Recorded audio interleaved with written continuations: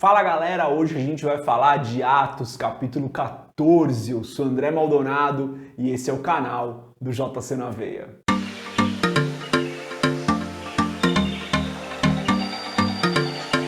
Em Atos capítulo 14 a gente vê que a perseguição contra Paulo e Barnabé ela se intensifica.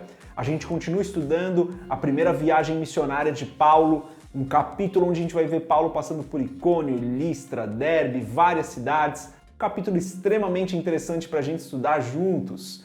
Mas antes da gente continuar nesse vídeo, se você não é inscrito ou se você não é inscrito no canal, se inscreve, deixa o seu curtir e compartilha esse vídeo com outras pessoas que também querem estudar o livro de Atos. A gente vê aqui então que Paulo e Barnabé, no capítulo 13, saem de Antioquia da Pisídia e eles vão até uma cidade chamada Icônio. Começa a ficar um pouco mais complexo entender agora todas essas cidades por onde Paulo e Barnabé passaram. Aqui na descrição do vídeo, como sempre, eu estou deixando um link para um post lá do blog e eu coloco a imagem do mapinha dessa primeira viagem missionária de Paulo. Fica bem mais fácil de entender onde é Chipre, a Antioquia de onde eles saíram, a Antioquia para onde eles foram, e Pafos, e Perge, Icônio, Listra, Derbe, vários lugares que a gente vai ver Paulo e Barnabé passando aqui nessa primeira viagem missionária. Então aqui eles saíram de Antioquia da Pisídia, chegaram em Icônio e a gente lê ali nos versículos 1 e 2 o seguinte: E aconteceu que, em Icônio, entraram juntos na sinagoga dos judeus e falaram de tal modo que creu uma grande multidão, não só de judeus, mas também de gregos. Mas os judeus incrédulos incitaram e irritaram contra os irmãos o ânimo dos gentios. A gente vê aqui então que eles pregam com graça, pregam com poder, mas já começa uma perseguição um pouco mais intensa contra os dois. Se você começar a perceber, desde o começo dessa primeira viagem, eles encontram oposição onde eles vão. A gente vai ver se intensificar agora, mas mesmo lá, quando eles estão em Chipre, eles encontram Elimas, eles vão encontrando oposição onde eles vão. E o que isso me ensina é que às vezes, mesmo fazendo a obra do Senhor, mesmo trabalhando para aquilo que Deus nos chamou para fazer, a gente vai encontrar oposição, a gente vai encontrar dificuldade, vai encontrar batalha. Isso faz parte da nossa vida. A vida do cristão, mesmo quando está lá numa missão, mesmo quando está fazendo um evangelismo, quando está orando pelas pessoas, a gente vai encontrar pessoas que não gostam disso, a gente vai encontrar pessoas que são contra. A vida de Paulo foi assim, a vida de Jesus foi assim, a vida dos apóstolos todos foram assim. Não tem por que a nossa ser diferente, não tem por que a gente acreditar que a gente vai andar de vitória em vitória e a gente não vai ter dificuldade. Gente, a gente vai andar de vitória em vitória, eu creio nisso. Mas a vitória entende que nós passamos pela batalha.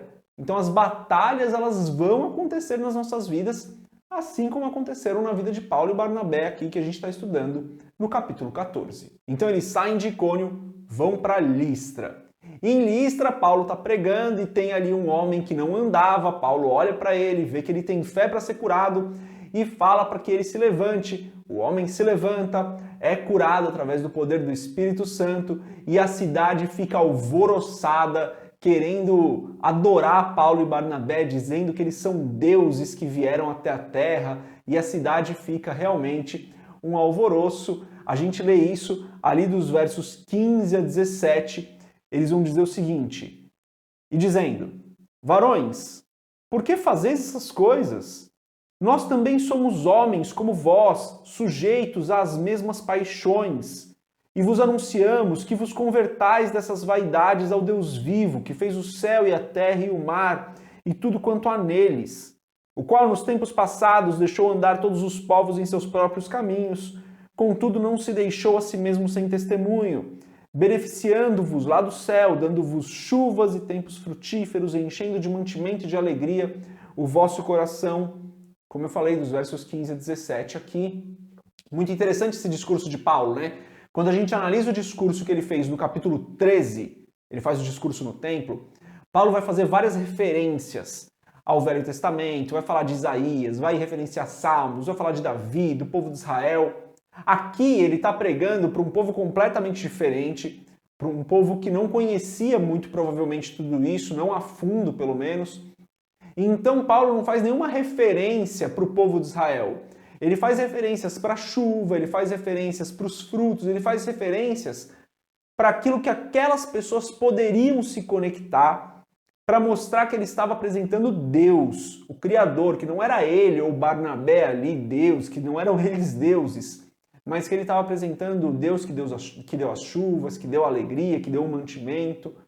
Paulo usa para aquele povo conceitos e exemplos com os quais eles poderiam se conectar. E o que eu aprendo aqui é que nós devemos fazer a mesma coisa, né?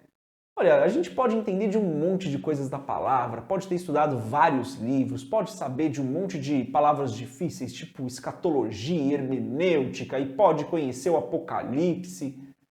O fato é que, às vezes, a gente precisa adaptar o nosso discurso. Às vezes, a gente pode simplesmente falar um Jesus te ama e abraçar uma pessoa e aquela pessoa se converter. Às vezes, a gente vai precisar ser muito mais... usar muito mais da palavra, né, e trazer vários exemplos. Às vezes, se a gente somente falar que Jesus as ama, às vezes se a gente só falar ou só dar um exemplo de amor, só servir aquela pessoa, já vai ser o suficiente. Paulo vinha adaptando o discurso dele aqui para quem ele estava pregando, né? Ele vinha adaptando a pregação dele, sem deixar de falar a verdade, mas adaptando para exemplos e coisas que aquelas pessoas conheciam. Eu creio que essa é uma estratégia para a gente também, né? A gente tem que estar sensível ao Espírito, como eu venho falando desde o último vídeo, né? Precisamos estar sensíveis ao Espírito para entender o que o Espírito Santo quer que nós falemos para cada uma das pessoas que nós encontramos. Então, às vezes, como eu falei, vamos precisar falar de Davi, de Moisés, de Abraão, e às vezes a gente só vai precisar falar, olha, eu não sei o que está passando na sua vida, mas eu sei que Jesus te ama. E isso já vai ser o suficiente. Daí a gente vê que aqui em Listra ainda, alguns judeus vêm de Icônio e de Antioquia da Pisídia ali e vêm para apedrejar Paulo aqui em Listra. Então eles agitam a cidade e conseguem apedrejar Paulo.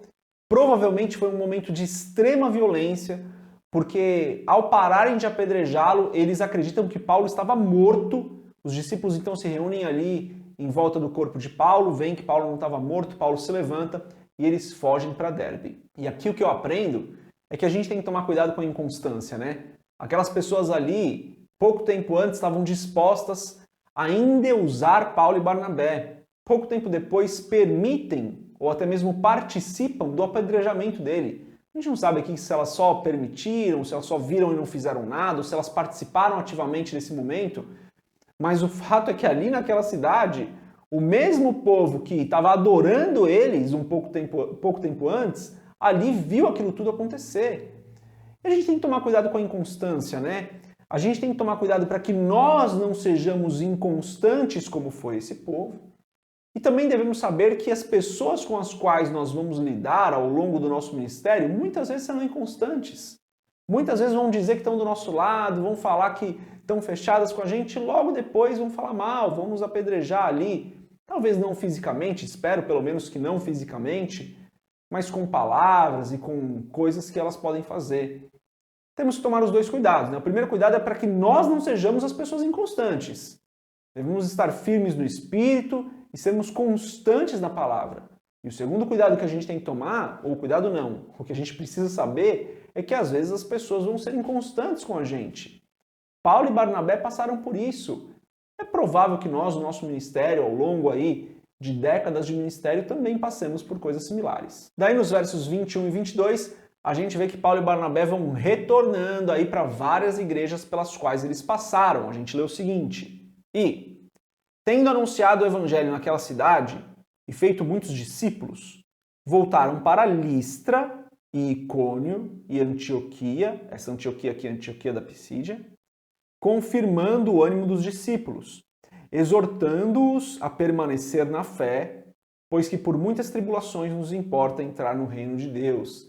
Frase famosíssima aqui da palavra, né? Por muitas tribulações nos importa entrar no reino de Deus. Paulo era uma pessoa que podia falar disso com propriedade, já tinha sofrido muito, e ia sofrer muito mais ainda ao longo da sua caminhada. Então, ele fala, olha gente, é através de tribulações que a gente vai entrar no reino de Deus. E isso nos ensina que sim, teremos algumas tribulações na vida, seremos vitoriosos sim, mas teremos algumas tribulações na vida, passaremos por alguns problemas. Paulo está falando, olha gente, não acreditem que o ministério de vocês, que a vida de vocês, que a entrada no reino vai ser tranquila, vai ser sem nenhuma luta. Não, vai ter tribulação sim.